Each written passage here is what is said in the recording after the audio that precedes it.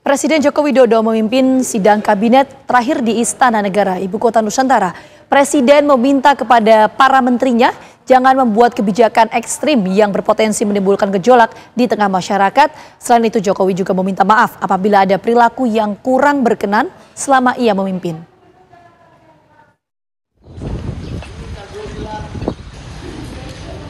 Presiden Joko Widodo memimpin langsung sidang kabinet paripurna terakhir di Ibu Kota Nusantara. Sidang kabinet dihadiri Wakil Presiden Maruf Amin, Presiden terpilih yang juga Menteri Pertahanan Prabowo Subianto, dan para Menteri Kabinet Indonesia Maju. Jokowi menyampaikan sejumlah pesan kepada jajarannya agar menjaga daya beli masyarakat. Di penghujung jabatannya, ia berpesan agar para menteri tak membuat kebijakan ekstrim yang menimbulkan gejolak di tengah masyarakat. Presiden Jokowi juga meminta maaf kepada para menterinya jika dalam 10 tahun memimpin ada hal yang kurang berkenan dalam berinteraksi.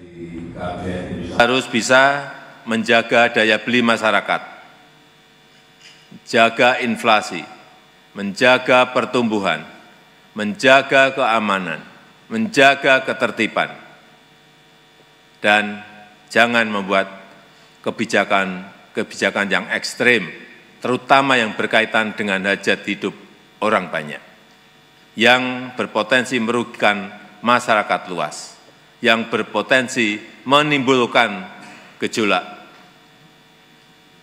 Terakhir, saya juga ingin memohon maaf kepada Bapak Ibu semuanya jika dalam 10 tahun ini ada hal-hal yang dirasa kurang berkenan dalam berinteraksi dan ada hal yang kurang maksimal. Sekali lagi saya ingin mohon maaf yang sebesar-besarnya. Diketahui pada 20 Oktober 2024 mendatang, masa tugas kepemimpinan Joko Widodo Maruf Amin akan berakhir. Presiden Joko Widodo akan menyelesaikan masa kepemimpinannya selama 2 periode. Tim TV One mengabarkan. Pemirsa, apa saja poin yang disampaikan Presiden Joko Widodo dalam sidang Kabinet Paripurna di Istana Ibu Kota Nusantara? Kami ajak Anda bergabung bersama Fahada Indi langsung dari IKN Kalimantan Timur. Fahada, poin-poin apa saja yang disampaikan Presiden Jokowi dalam sidang Kabinet terakhir di IKN ini? Ya, pada intinya Ditya dan juga Vita, pada sidang Kabinet Paripurna Presiden Joko Widodo ini memang menekankan mengenai transisi pemerintahan. Bagaimana di sisa waktu pemerintahan ini, para menteri ini diminta untuk segera menuntaskan program-program kerja dan juga mendukung penuh program-program dari Presiden terpilih yakni Prabowo Subianto supaya nantinya transisi pemerintahan bisa berjalan dengan efektif.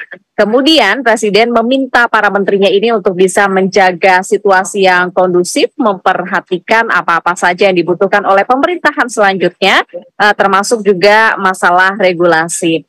Nah, kemudian sidang Kabinet Paripurna yang berlangsung pada pagi tadi, yakni pada pukul 9.30 waktu Indonesia Tengah, juga sekaligus menjadi momen dari Presiden Joko Widodo untuk meminta maaf dan juga berterima kasih pada jajaran menterinya, mengingat ini 2 periode Presiden Joko Widodo akan segera berakhir, yakni pada 20 Oktober mendatang.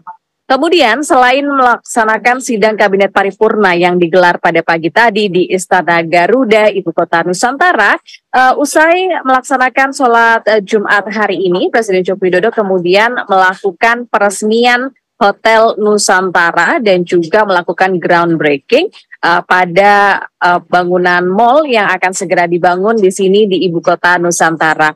Nah, pada saat melakukan peresmian hotel dan juga groundbreaking dari Mall Nusantara tersebut, Presiden Joko Widodo tadi memberikan apresiasi terhadap cepatnya pembangunan Hotel Nusantara yang lokasinya ini tak jauh dari IKN, dari Istana Kepresidenan di IKN. Nah, Presiden mengaku kagum karena memang Hotel Bintang 5 yang memiliki 191 kamar itu dapat rampung dibangun hanya dalam waktu 9 bulan.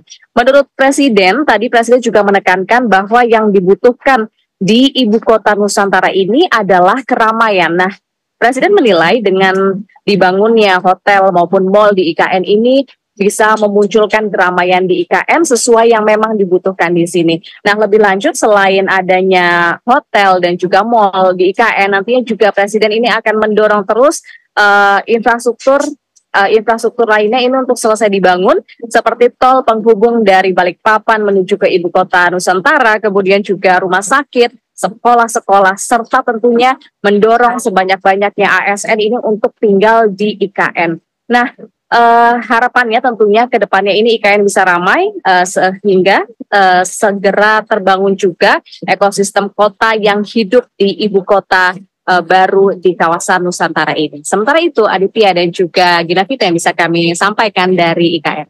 Baik, kesiapan transisi pemerintahan itu yang ditekankan oleh Presiden Joko Widodo. Sekali lagi terima kasih banyak Fahada Indi atas laporannya. Selamat bertugas kembali.